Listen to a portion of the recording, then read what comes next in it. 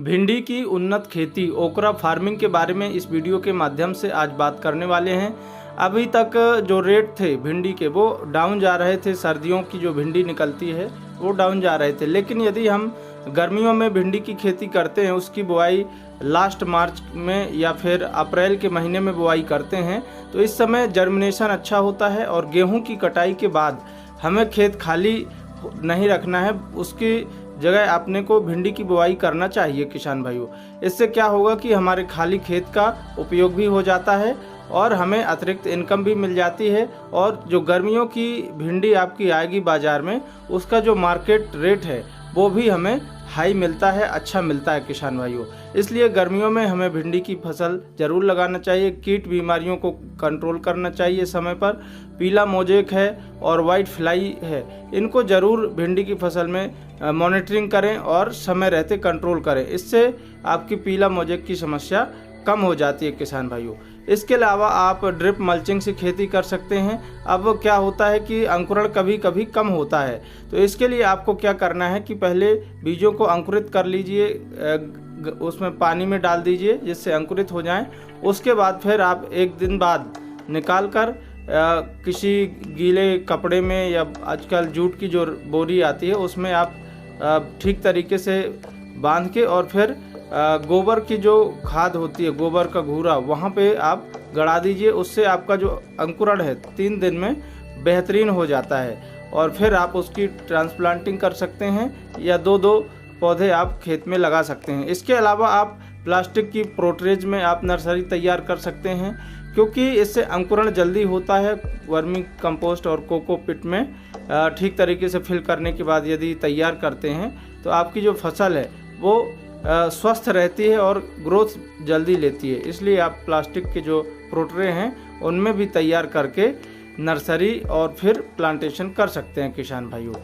अगेती बुआई जो किसान भाई करते हैं तो उनको जनवरी, फरवरी और मार्च के महीने में कर देना चाहिए, लेकिन गेहूं कटाई के बाद मार्च का जो लास्ट वीक है या अप्रैल का फर्स्ट वीक है, उस समय यदि आप बुआई कर देते हैं तब भी आपको मार्केट में रेट अच्छे मिलने वाले हैं। इसके लिए आपको भिंडी की जो मार्च के महीने में लास्ट मार्च का जो वीक होता है उस समय आपको बुआई कर ही देना चाहिए। इसके लिए बेस्ट किस्में हैं एडवांटा गोल्डन सीड्स की राधिका वैरायटी आप लगा सकते हैं। इसकी हार्वेस्टिंग 45 से 50 दिन में हो जाती है और इसके जो फल की लंबाई है वो 12 से 14 सेंटीमीटर होती है और ग्रीन कलर के होते हैं। मार्केट में डिमांड अच्छी होती है। इसका बीज मार्केट में 1 किलोग्राम 5 से 6 हज़ार रुपये में मिल जाता है किसान भाइयों। 1.5 किलोग्राम 1 एकड़ में बीज लगता है।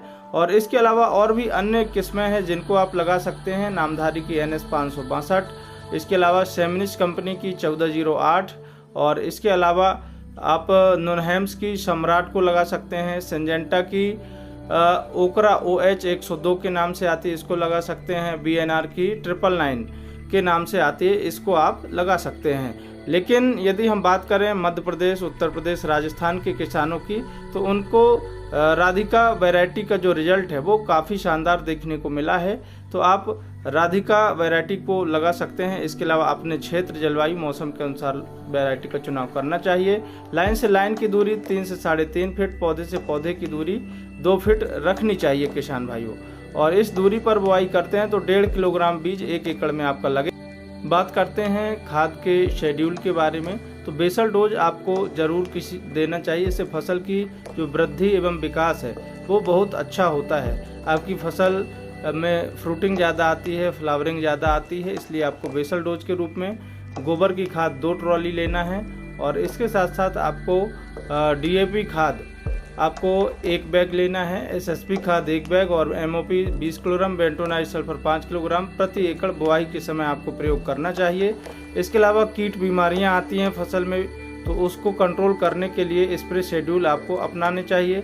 इसके लिए आपको यदि सफ़ेद मक्खी का प्रकोप कम है उस कंडीशन में आपको इनका उपयोग करना चाहिए, जैसे एकतारा 100 ग्राम, एक्का 100 ग्राम और UPL की उलाला 50 ग्राम, कोई एक प्रति एकड़ 200 लीटर पानी में घोलकर स्प्रे करना है।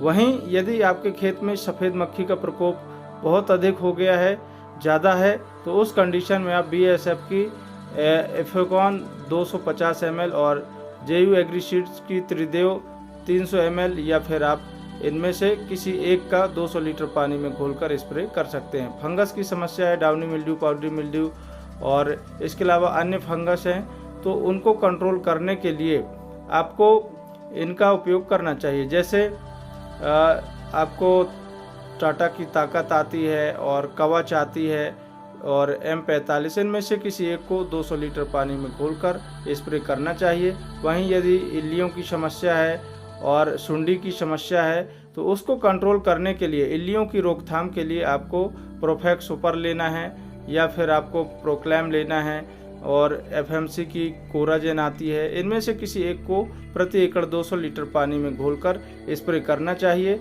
वहीं यदि हम बात करें कि आपको अच्छी ग्रोथ लेनी है तो फिर सागरिका है, बायोबीटा है, ह्यूमिशॉल है और ईशाबियन टॉनिक है, इनको आपको ज़रूर देना चाहिए। इससे आपकी जो फसल की ग्रोथ है वो अच्छी होती है। इसके अलावा आप गन्ने का जो गुड़ है उसको आप घोलकर और फिर आप स्प्रे कर सकते हैं। जब फसल आपकी लगभग 50 दिन की हो जाए उस कंडीशन में सरप्लस टॉनिक आती है 500 ml प्रति एकड़ 200 लीटर पानी में घोलकर स्प्रे कर सकते हैं। इससे आपकी ग्रोथ अच्छी होती है। Ferrous, manganese, zinc, copper, boron और मॉलिब्डेनम का लिक्विड होता है इसके अंदर, तो इनको आप उपयोग करेंगे तो आपकी फसल की ग्रोथ अच्छी होती है। किसान भाइयों, भिंडी की फसल की यदि हाइट ज़्यादा हो रही है तो हाइट को रोकने के लिए PGR का उपयोग कर सकते हैं। PGR में आप प्लेनोफिक्स ले सकते हैं, घरडा की चमत्कार आती है, इनका आप स्प्रे कर सकते हैं। इनका जो स्प्रे है वो 200 लीटर पानी में घोलकर आपको स्प्रे करना चाहिए किसी एक का। इसके अलावा खाद शेड्यूल की बात करें यदि, तो खाद का शेड्यूल आपको समय समय पर करना बहुत ज़रूरी है। इससे पौधे की ग्रोथ और बढ़वार अच्छी होती है। फ्लावरिंग स्टेज में ferrous, magnesium sulphate, calcium nitrate, boron और पोटेशियम और सल्फर, इनका आपको उपयोग करना चाहिए। इससे फसल की जो ग्रोथ है अच्छी होती है। दूसरा, फ्लावरिंग अच्छी आती है। इसके अलावा फ्लावरिंग स्टेज में आपको जब फर्स्ट खाद 12 से 22 दिन की हो जाती है तो देना चाहिए। सेकंड खाद 30 से 40 दिन के आसपास magnesium sulphate, ammonium sulphate, ferrous sulphate प्रति एकड़ जड़ों के पास देकर सिंचाई करना चाहिए। और थर्ड खाद 55 से 60 दिन की जब फसल हो जाए तो MOP खाद 10 किलोग्राम, NPK 0.50 5 किलोग्राम, यूरिया खाद 1 बैग प्रति एकड़ देना चाहिए जड़ों के पास। NPK खादों का जो लिक्विड फॉर्म है वो आपको घोलकर स्प्रे करना है। इनको NPK 13-0, 13-40-13 और बोरॉन भी 20% वाली प्रोफेक्स सुपर प्रति एकड़ 200 लीटर पानी में घोलकर स्प्रे करना चाहिए। हार्वेस्टिंग 45 से 50 दिन में आ जाती है आपको पहली तुड़ाई। और इसके अलावा लागत की बात करें तो 20 से 25 हज़ार रुपये 1 एकड़ में लागत लगती है। बाजार भाव 18 से लेकर 35 रुपये प्रति किलोग्राम तक आपको मिल जाएगा। उत्पादन 60 से 70 कुंटल प्रति एकड़ होता है भिंडी की फसल में यदि हम नॉर्मल तरीके से खेती करते हैं।